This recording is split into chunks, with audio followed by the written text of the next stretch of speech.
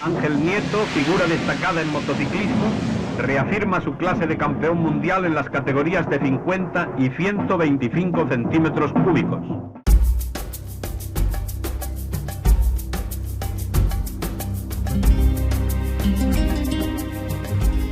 The 1980s may have been a decade of American and Australian dominance in the 500cc World Championship.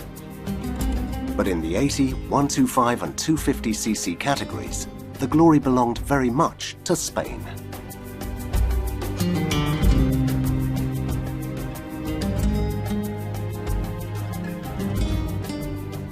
The idea of a 500cc champion in Spain was almost unthinkable. You know, it was like Spain was 50cc, 125cc, and then with Garriga and Pons it was 250. But it was like 500 was like a bridge too far. Ángel Nieto was the man who made motorcycle racing big in Spain. With the smaller classes, only 50 and 125.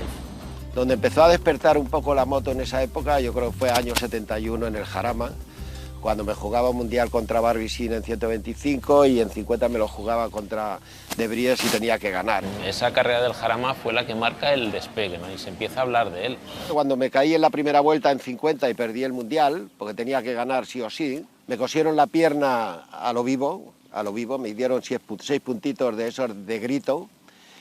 Y vi que la gente se iba, me subí a la torre y yo cogí un micro y los llamé, le dije, dar la vuelta que corro otra vez, ¿no? Y la gente se dio la vuelta y me vieron ganar en 125 y gané el mundial. Ya tenía 2 campeonatos del mundo en ese momento y se habían enterado 4. Y en ese momento sí se enteró la España que no sabía de motos, ¿no? 125 centímetros cúbicos y subcampeón en 50. Una brillante efemérides para el deporte español. Para mí estas máquinas son quizá como mi madre, o sea, las quiero, las mimo, las siento cuando lloran, noto cuando van fatigadas, noto todo. Tengo con ellas un conjunto que creo que es lo que te lleva a campeón del mundo.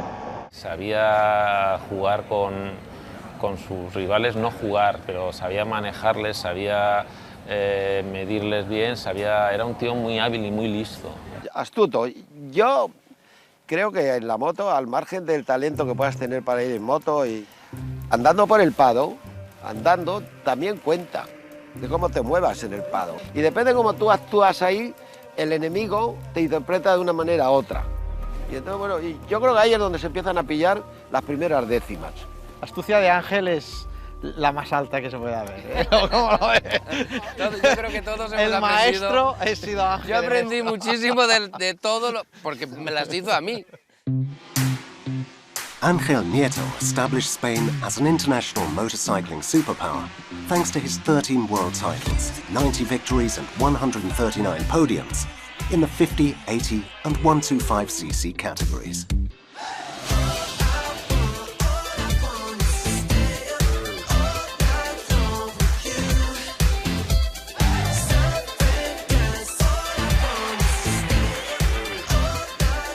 And coinciding with Nieto's final years on the world stage, arrived Sito Pons.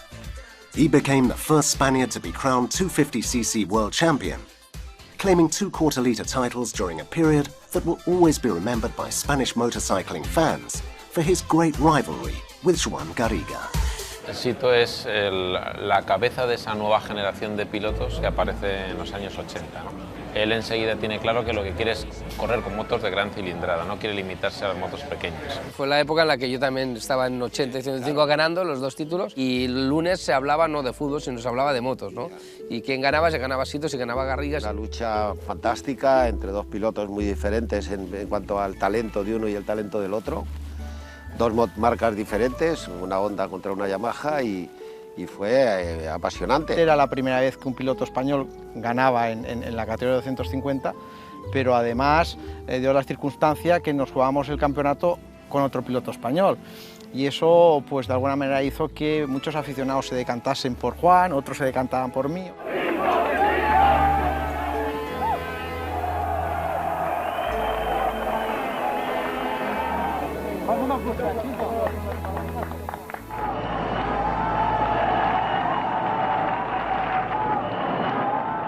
Bueno, los 90 es una época de transformación. O sea, después de haber conseguido los títulos de 2,5, Sito, el objetivo que se marca es 500.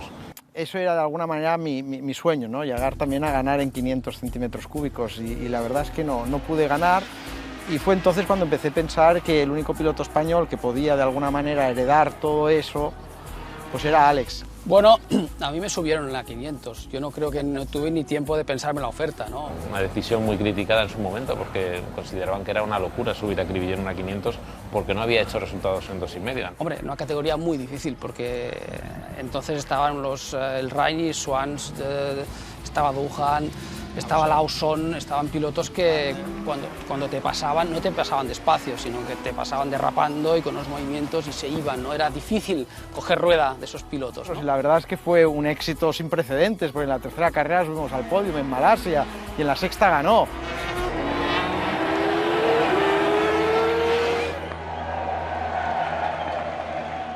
And then moving on to the factory team, brought in by the sponsor, you know, Repsol. To Mick, it was like, okay, there's a Spaniard on my team because we got a Spanish sponsor.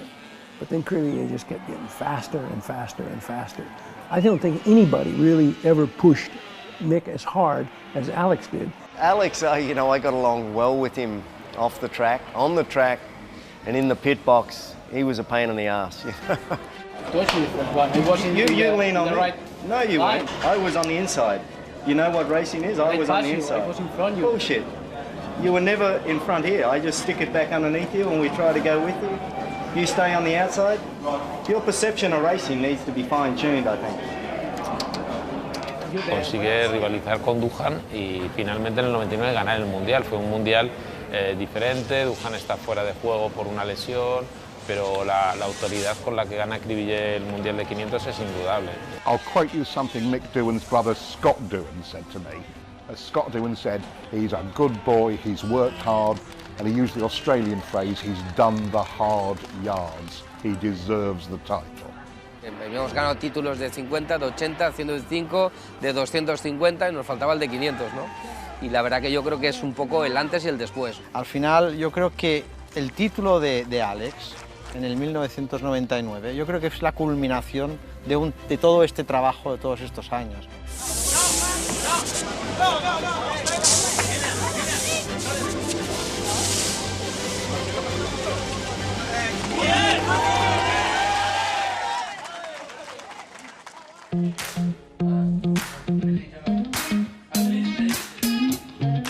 The start of the 1990s heralded a brand new era for the Motorcycle Racing World Championship.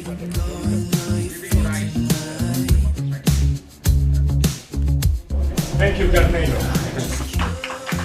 Dorna arrived at a time when racing was in turmoil. The FIM was fighting with the IRTA, the Teams Association. Bernie Ecclestone was circling the TV rights. The TV rights hadn't been put together. Frankly speaking, was a very critical situation because we were living at the same time with two worlds. The worlds of the International Federation and the worlds of the big teams, industry. The championship was more like an amateur and championship, and there was no real promoter that really wanted to make something good out of this product. En el año 90, la Federación Internacional de Motociclismo decide hacer un concurso para la adjudicación de los derechos de televisión del Campeonato del Mundo de Motociclismo a partir de 1993. And there were an invited number of bidders. Dorna was not one of those invited bidders. There was Mark McCormick, there was Bernie Ecclestone, Flamini, I think RPM in Barcelona was bidding also. But Dorna made a bid, unsolicited bid, that was actually the highest offer. And there was quite a bit of drama with that. The 1992 season started at Suzuka under a cloud of doubts. On one hand, two-wheel promotions, the company run by Bernie Ecclestone, was negotiating rights with the circuits and with IRTA. On the other, Dorna was managing television and commercial rights.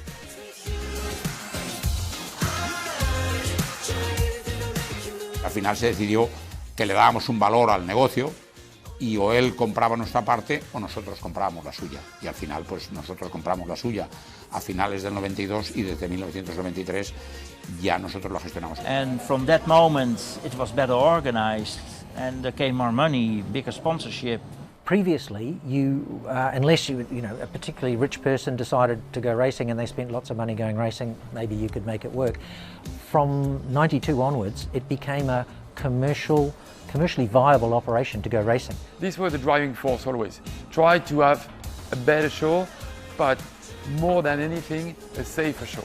And I'm very proud also because since Dorna joined 25 years ago, we improved so much, and the promoter was always on our side. And a lot of circuit, we are not going there anymore because they were too dangerous. Nel 93 io ho iniziato a fare il rappresentante dei piloti e devo dire che è stato un bellissimo momento, anche perché ho avuto la fortuna che sia Dorna ed IRTA hanno subito capito l'importanza della sicurezza. Some years I had doubts, but what they've turned out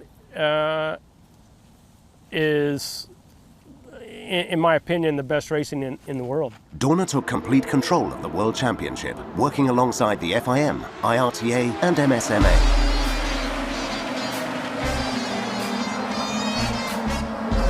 And in the 500cc class, Honda brought out their famous Big Bang engine that Mick Doohan would ride to stunning effect, winning 5 of the first 7 races.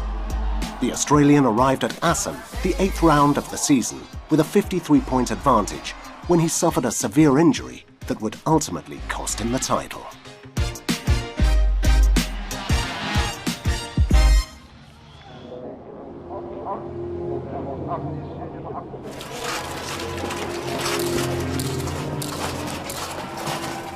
Mick was leading the World Championship that year by, I think, 50 points. He was beating the top Americans when he crashed as a young man. 92 was a great start of the season, you know, but Assen was just a typical weekend again. Everything was going good, and just as I'd passed the finish line, apparently they'd put a red flag out because I think it was Randy Mamola's bike that had dropped some fluid, and I went down into what was turn 1 essentially back then, and to be honest, it was just a broken leg. It was spiral fracture, it wasn't a problem, but complications set in at the hospital there, and you know, I almost lost my leg. And we were hearing all the time about the problems Mick was having. Would Mick come back at all? You know, he was with Dr. Costa. At one point we knew that his 2 legs had been sewn together to try and improve the very unfortunate operation that had been blotched in Holland. Dr. Costa and his team, they thankfully saved my leg, but for me that was devastating. You know, I was close to winning the World Championship the year before. I had quite a large lead, less than midway through this 92 season, and now I've got a broken leg, you know, so my thoughts were, I've got to get back.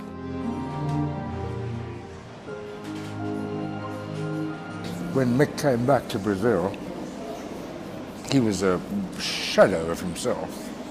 He was weak, he was feeble, he looked like an invalid. He wasn't an invalid. And Rainey had to beat an invalid, so, you know, it took away from Rainey's achievement, and it robbed Mick of something that he probably should have had. It was quite a sad year, really. I'd say 99% of people in the world would have never come back from that injury to do anything, let alone go on and win 5 world titles, which he did.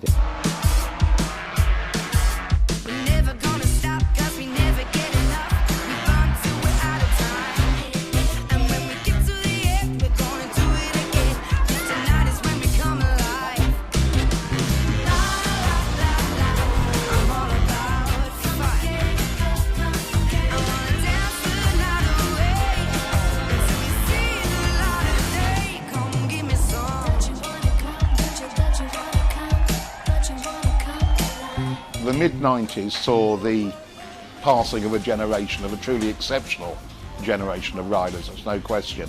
What happened after that generation was Mick Doohan took over and dominated. And you really went 5 years without believing that anybody else could win a world championship. In fact, you didn't believe anybody else could win a race most of the time. Doohan was almost invincible. There were so many good guys I had to beat. Loris Capriossi, Luca Catalora, John Kaczynski, Daryl Beattie. And then there was also the Argies, the Gibbernaus, the Alex Riviers.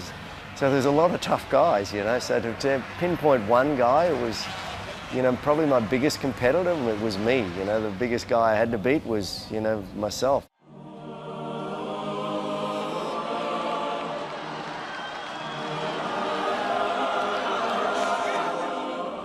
He was just physically and mentally toughest. We refer to it as doing the doing, where you lead every session. Free practice 1, free practice 2, free practice 3, qualifying, warm up the race. You know, Mick hated it if he was second in any of those sessions. And he has had to win, like nobody I've met. Winning was easier than finishing second.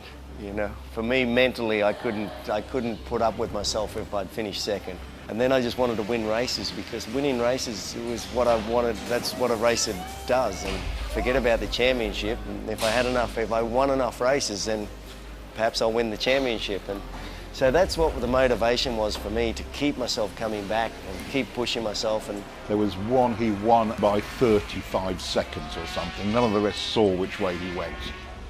And he says, that's the best one. You know, you expect it to be one where there's a big dice and no.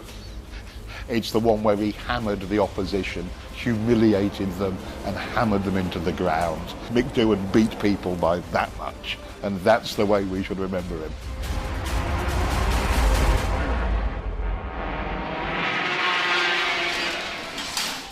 Mick Doohan's dominance would only be challenged by fate, which once again turned its back on him in 1999 at the Spanish Grand Prix. Another accident with serious consequences, this time signalling the end of his illustrious career. Ha un polso sinistro rotto, un ginocchio destro rotto, una grande ferita nella zona dorsale destra e una frattura della spalla destra. the good guys don't crash that much. You know, I didn't crash that much, but when I did, I did it properly. And so, but you know, it's inevitable that you're going to injure yourself at some point in time, and you know, nobody really comes out of the sport unscathed. Even Mick Doohan eventually was hurt one time too many by the 500s, and there was no tougher man in racing than Mick Doohan, ever. And they even finished him. What he achieved already was incredible, just on paper. But what he achieved through his injury and his comeback and all these other aspects, nobody in racing history has come close to that, in my opinion.